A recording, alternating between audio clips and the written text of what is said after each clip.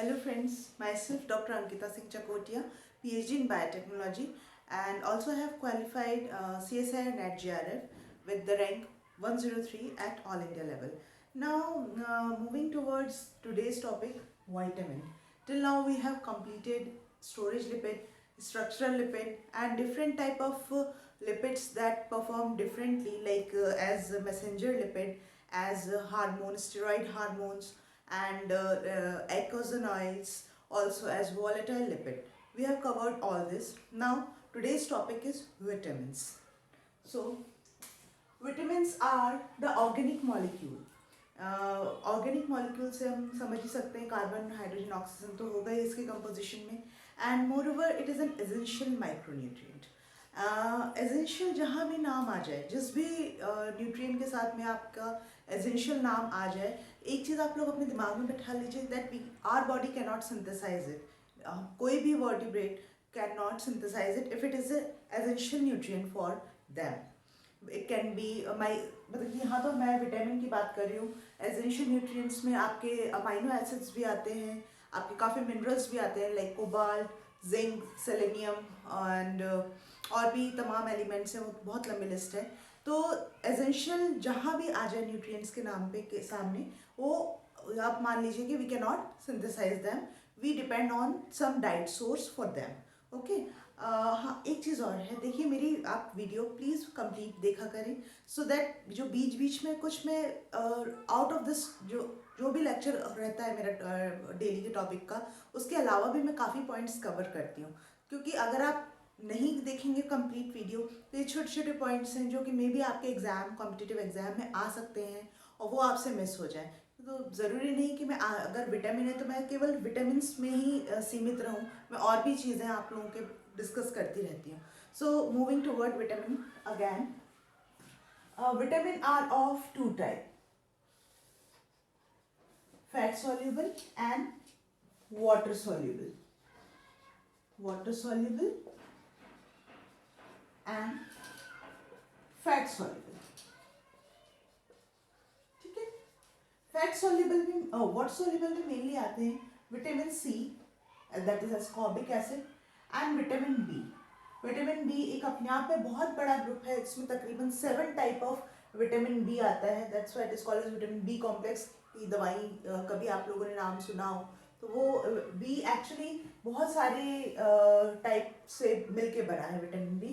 Fat soluble में आते हैं ए, डी, ई एंड के, ये 4 बनाते हैं फैट सॉल्युबल विटामिन की कैटेगरी। अब देखिए फैट सॉल्युबल आया है, फैट सॉल्युबल नाम आया है तो हमारी बॉडी में ये वहीं पे डिपॉजिटेड रहेंगे जहाँ पे कि फैटी टिश्यूज या फैट सेल्स होते हैं। ठीक है, they get deposited with in the fat cells, that is adipocyte.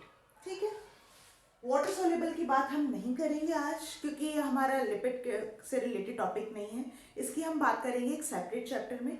आज हम कवर करने जा रहे हैं fat soluble vitamin, and fat soluble vitamins में भी मैं सबसे पहले स्टार्ट करूंगी विटामिन डी से। तो इसे रब करते हुए देखिए विटामिन डी, विटामिन डी भी 2 टाइप का होता है, vitamin D2 and vitamin D3। D2 actual में क्या होता है? It is an Ergo calciferol, Ergo calciferol. Ergo अगर थोड़ा बहुत अगर पुराने मेरे लेक्चर आप लोगों को ध्यान हो, स्टेरॉल वाला जब चैप्टर में आपसे डिस्कस कर रही थी, जब स्ट्रक्चरल लिपिड में मैंने स्टेरॉल आपसे डिस्कस किया था, तब मैंने बताया था ergosterol. Ergosterol is the main sterol that is found in fungi. तो ये एर्गो कैल्सीफेरॉल भी उस एर्गोस्टेरॉल से ही बना है। दैट मीन्स वो फंगस में था, मतलब इसका सोर्स क्या होना चाहिए? Fungus. Ergocalciferol is actually found in fungus. ठीक है, विटामिन D3 जो होता है it is cholecalciferol. Okay, ये it synthesize with in our body in skin, epidermis of skin में ये सिंथेसाइज होता है, कैसे वो मैं अभी बताऊंगी आपको।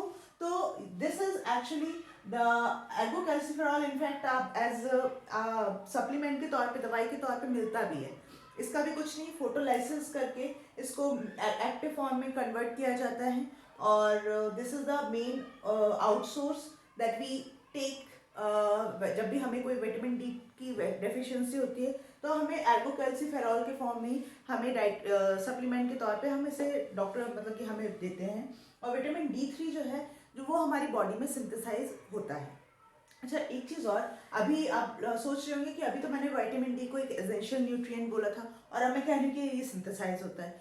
एक्चुअली ये कॉन्ट्राडिक्टरी इसलिए है, थोड़ा vitamin D is exceptional case. Vitamin D के लिए हम एक्चुअल में डिपेंडेंट भी रहते हैं डाइट सोर्स पे, लेकिन we have the ability that we can synthesize this vitamin whenever we get exposed to UV rays in the sunlight। ठीक है, अगर जैसे कि, लेकिन आजकल की जो दिनचर्या हो रही है, जिस तरह का लाइफ स्टाइल चेंज हो रहा है, सन एक्सपोजर, सनलाइट एक्सपोजर बहुत लिमिटेड हो गया है, तो हर दूसरे तीसरे इंसान को विटामिन डी से रिलेटेड कुछ ना कुछ इश्यूज रहते ही हैं। तो इसलिए ज़रूरी नहीं कि आप नहीं भी बैठे हो विटामिन डी मतलब सनलाइट में नहीं बैठे हो तो भी ये सिंथेसाइज होगा। ये कंडीशनल है कि सिंथेसिस होगा नहीं होगा, it is conditional. That's why ये अभी भी एसेंशियल न्यूट्रिएंट ही है। Now moving towards it's synthesis, देखिए 3 मेन ऑर्गन है इसके सिंथेसिस के लिए। सबसे पहले तो हमारी स्किन, ठीक है, स्किन के नीचे जो एपिडर्मिस होता है, डर्मिस के बाद एपिडर्मिस जो आता है, वहाँ पे ये सिंथेसिस होती है on the exposure of light. Further liver and at last is kidney is main organ that is responsible to synthesize it। ठीक है, स्किन, लिवर एंड किडनी, ये 3 ऑर्गन है जहां पे कि सिंथेसाइज होता है विटामिन D3 का। इसको हम प्रो विटामिन भी कह सकते हैं, दोनों को प्रो विटामिन भी कह सकते हैं, क्योंकि इन दोनों से ही फाइनली हमारा जो एक्टिव विटामिन डी है वो सिंथेसाइज होगा। चलिए अब शुरू करते हैं इसका सिंथेसिस का स्टेप्स। सिंथेसिस में क्या होता है, अब मैंने आपसे डिस्कस किया था कि कोलेस्ट्रॉल भी हमारे बॉडी में रहता है। Cholesterol it is a type of sterol. तो कोलेस्ट्रॉल का स्ट्रक्चर कुछ इस तरह से था। मैं स्ट्रक्चर वाइज आपको ये पूरा का पूरा एक्सप्लेन करना चाहूँगी, सो दैट एक एक चीज़ आपको क्लियर होती जाए कि क्या चेंजेस आए स्ट्रक्चर में, सो दैट ये चेंज हुआ। स्ट्रक्चर में 4 रिंग थे हमारे जो कि फ्यूज थे, है ना। ये थर्ड पे OH था, 1 2 3, ये ring A, ring B, C and D, और यहाँ एक एल्काइल चेन प्रेजेंट थी, है। ये 17 कार्बन है, ठीक है। This is 6th carbon and this is 7th carbon. 2 3 4 5 6 7 8 9 10 11 12 13 14 15 and 16, ठीक है। ये था हमारा कोलेस्ट्रॉल का स्ट्रक्चर, कोलेस्ट्रॉल। ना इससे ही, इस कोलेस्ट्रॉल से ही एक दूसरा स्ट्रक्चर बनता है, दैट इज कॉल्ड एज 7-डिहाइड्रो। ये भी स्ट्रक्चर वही 4 रिंग ही रहेंगी, बस अंतर इतना आ जाएगा क्योंकि अब 7 डिहाइड्रो मैंने बताया, तो 7 पे एक हाइड्रोजन रिलीज हो रहा होगा, ठीक है ना। तो एक डबल बॉन्ड और फॉर्म हो जाएगा। यहाँ पे वही रिंग C और D एज इट इज ही रहेंगे, C एंड D, और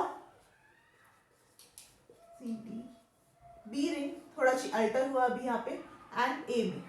दिस इज 7-डिहाइड्रो cholesterol, okay, 7-dehydro cholesterol that is present in our skin in epidermis. Now what happened when a sunlight,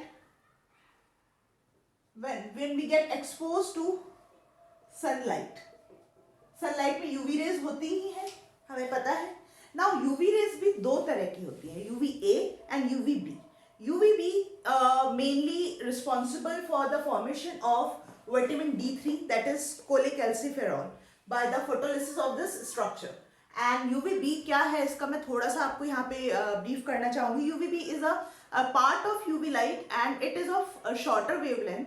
and UVA जो होता है वो longer wavelength का होता है. यूवीबी में क्या होता है कि जब भी सनबर्न जो हमें होते हैं, आपने कभी कभी देखा होगा कि स्किन एकदम लाल हो जाती है, जलन होने लगती है, that is because of UVB light. Okay, so UVB अच्छी तो है लेकिन थोड़ी हार्मफुल भी होती है. ये हमारा आज का टॉपिक नहीं है तो इसलिए मैं उसकी डिटेल में नहीं जाऊंगी, बस थोड़ी जानकारी थी जो मैंने आपसे शेयर करी. तो जैसे ही यूवीबी रेज आती है, यूवीबी रेडिएशन के जो हमारी इसमें इस स्ट्रक्चर में जो बी चेन है उसका वो टूट जाती है और स्ट्रक्चर कुछ इस तरह से बनता है. सी और डी में अगेन कुछ चेंजेस नहीं है, वो एज इट इज ही है. ठीक है, ये आर भी एज इट इज ही लगा हुआ है. अब बी में क्या हो रहा है, बी चेन पूरी खुल चुकी है. ठीक है, बी चेन खुल के कुछ इस तरह का रूप ले चुकी है और हमारे ए रिंग में भी कुछ भी विशेष अंतर नहीं आया. ये देखिए, अब ये कहलाती है हमारी कोले कैल्सी फेरॉल. अभी तक सारा कुछ कहाँ चल रहा है, ये भी स्किन में था, ये भी स्किन में था.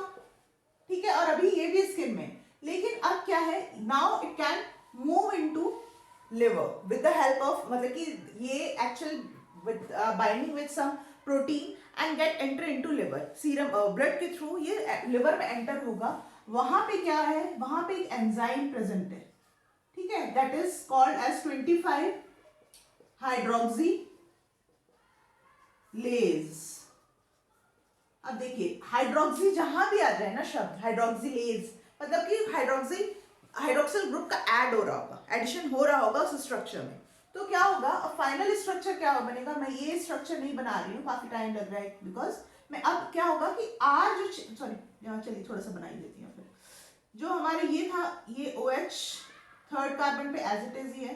एंड देन ये हमारा बी रिंग जो खुला था, उसके बाद ये हमारा सी रिंग था, सी रिंग एंड डी रिंग भी पेंटा.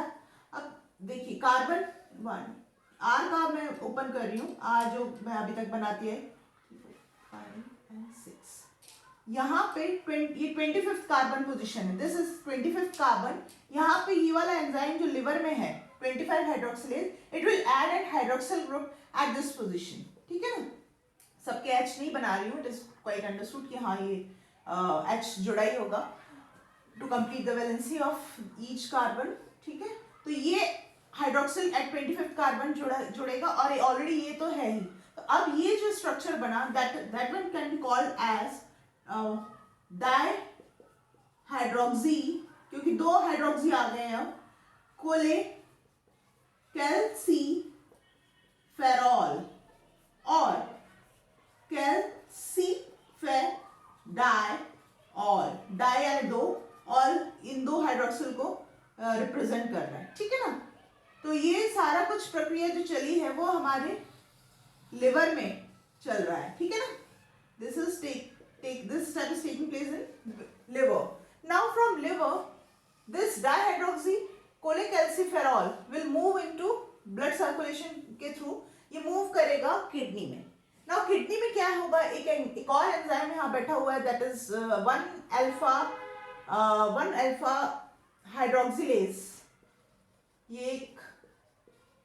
ये एक्चुअल किडनी में भी जो प्रॉक्सिमल ट्यूब्यूल होता है नेफ्रॉन्स में, उसमें जो सेल्स होती है उसके भी माइटोकॉन्ड्रिया में ये एंजाइम प्रेजेंट रहता है 1 alpha hydroxylase. Now 1 alpha hydroxylase, तो ये अगेन मैंने जैसे कि ये बताया था हाइड्रोक्सिलेज OH ग्रुप को ऐड करता है. तो अब ये पोजीशन के साथ बता रहे कि it will add hydroxyl group at carbon number 1 which is here.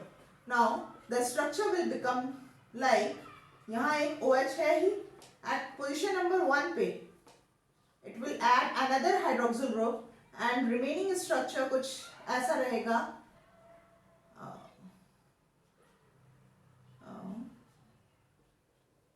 Remaining structure वैसा का वैसा ही रहेगा. खैर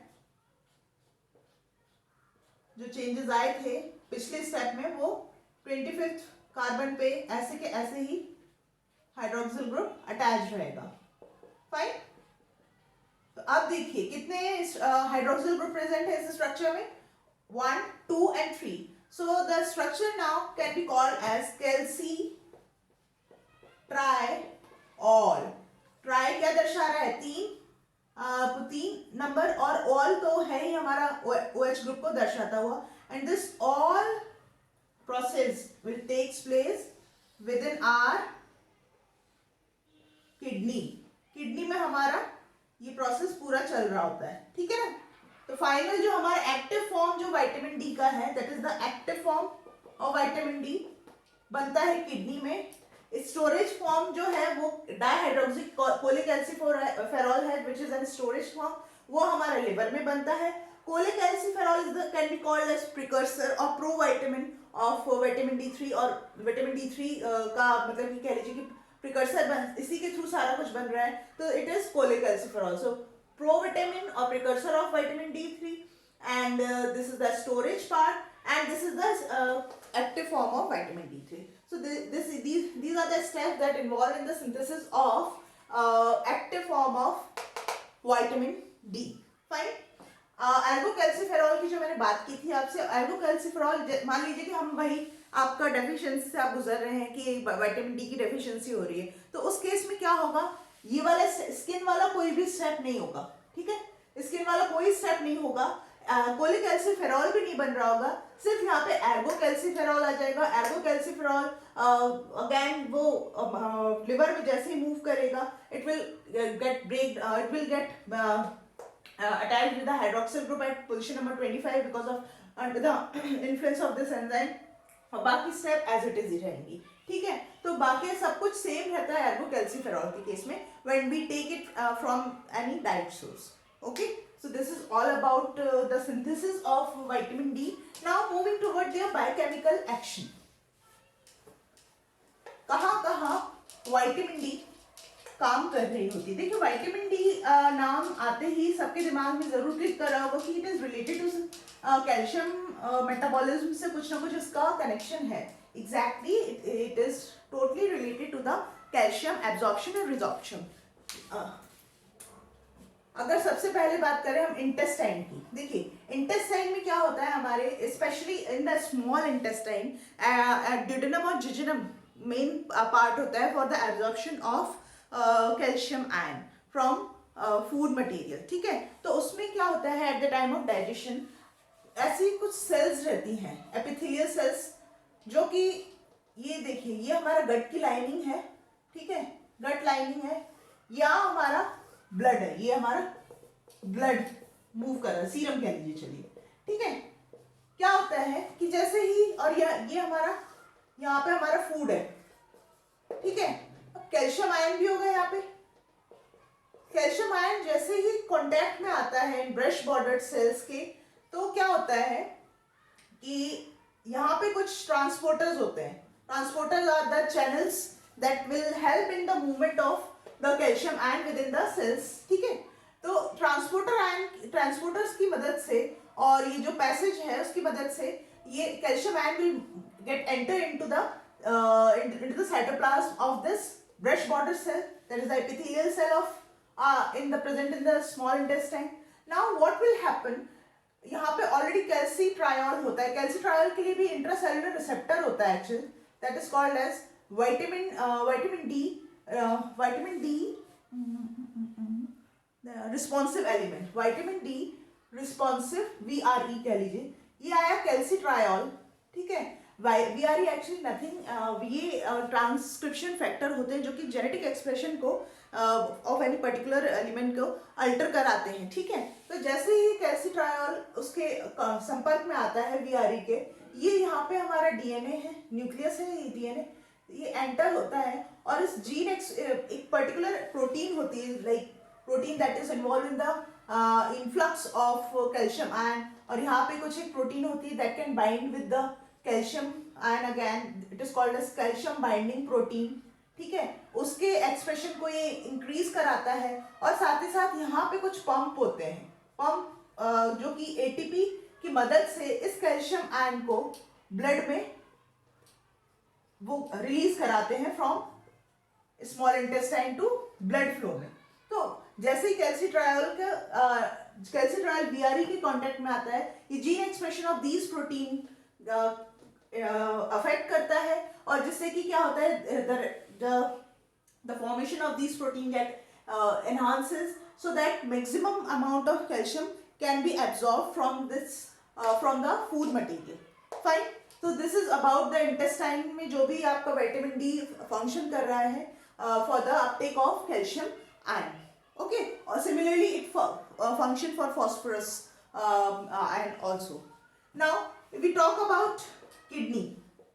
किडनी में भी देखिए, किडनी में मैक्सिमम एब्जॉर्प्शन तो हमारे यहाँ पे हो जाता है, रिमेनिंग अगर नहीं हो पाए तो क्या होता है कि बॉडी के एक्सक्रीटा के through calcium remove out from the body, but उससे भी जब हमारा यूरिन फॉर्मेशन हो रहा होता है, यूरिन फॉर्मेशन में भी जब फिल्टरेशन हो रहा होता है, तब क्या होता है, किडनी में 98% of calcium ion get reabsorb from the, जो भी आपका फिल्ट्रेट प्रोसेस चल रहा होता है, तो उससे भी 98% ऑफ कैल्शियम आयन वापस से एब्जॉर्ब हो जाता है एट रीनल ट्यूबुलर सेल में। ठीक है, तब वहाँ भी vitamin D that is calcitriol actually perform major role at that side.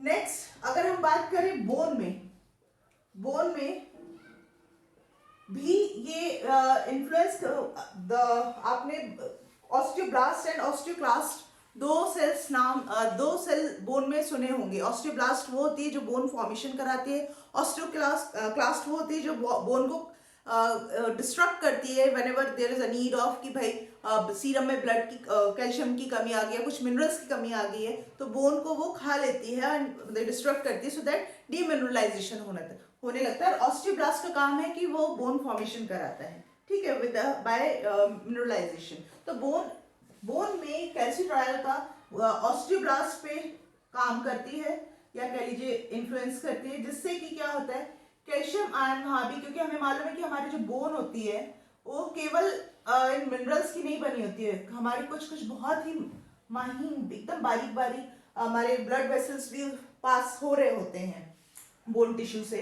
तो वहाँ से क्या है कि सीरम्स के से बाहर हमारा कैल्शियम आयन मूव करता रहता है वहाँ से, एंड मिनरलाइजेशन होता रहता है। और कैल्सिट्रायल का ड्यूअल इफेक्ट है कि whenever there is a deficiency found in blood और सीरम, जो कि एक स्टैंडर्ड वो है एक विच इज 8.5 to 10.5 mg पर डेसीलीटर पाया जाता है। ये एक स्टैंडर्ड रेंज है ब्लड में कैल्शियम आयन के पाए जाने की। जब भी इससे कम होता है तो ये कैल्सिट्रायोल अपना उल्टा काम करने लगता है, ये बोन को ऑस्टियोक्लास्ट को एक्टिवेट करवाता है and with the help of some other hormone, जो कि एंडोक्राइनोलॉजी में हम डिस्कस करेंगे, वो अभी का पार्ट नहीं है। तो कैल्सिट्रायोल क्या करता है, ऑस्टियोक्लास्ट को कहता है कि भाई अब ब्लड में कमी हो रही है तो तुम इसको वापस करो, तो ऑस्टियोक्लास्ट इसको डिस्ट्रक्ट करना शुरू कर देती है बोन को, कुछ टिश्यूज को, और वापस से calcium and phosphorus ion release होना शुरू हो जाते हैं इन द सीरम। तो ये हुआ मेटाबॉलिज्म, जो कि कहाँ कहाँ हो रहा है, स्मॉल इंटेस्टाइन में या कह लीजिए इंटेस्टाइन में, दूसरा हो रहा था हमारा किडनी में, and last is in bone. Moving toward the disease, what disease actually comes under the vitamin D? They are mainly rickets and osteomalacia. Rickets is associated with the 2-year-old childs में, और osteomalacia is related to adults.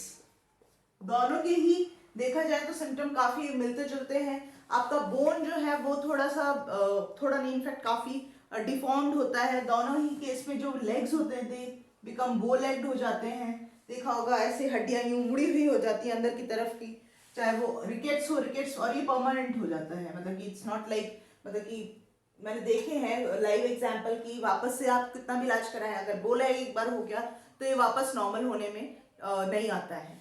Rickets में भी यही होता है कि पूरा का पूरा स्केलेटन आपका बहुत ही बच्चों का बहुत ही सॉफ्ट होता है, easy to get fracture, fragile होता है और अंडर डेवलप्ड ही रहता है ऑलवेज। एंड ऑस्टियोमलेशिया में हालांकि ये बचपन से नहीं होता, विद टाइम, जैसे कि आजकल की लाइफस्टाइल हो गई है, विटामिन डी की कमी होती जाएगी, हम उसको अवॉइड करते जाएंगे, धीरे धीरे सबकी बोन इस तरह से होने लगेगी. So osteoporosis is also one of the symptom or manifestation or related to this disease. So this is all we have covered under the vitamin D topic. Next हम मूव करेंगे ऑन विटामिन ए. कोशिश करूंगी ई और के भी cover कर लूँ. अगर मेरा आज का लेक्चर आप लोगों को अच्छा लगा हो तो please hit the like button, subscribe my channel, share it with your friend and मिलते हैं एक अच्छे से टॉपिक के साथ में, vitamin A. Till then stay safe and stay blessed. Bye bye.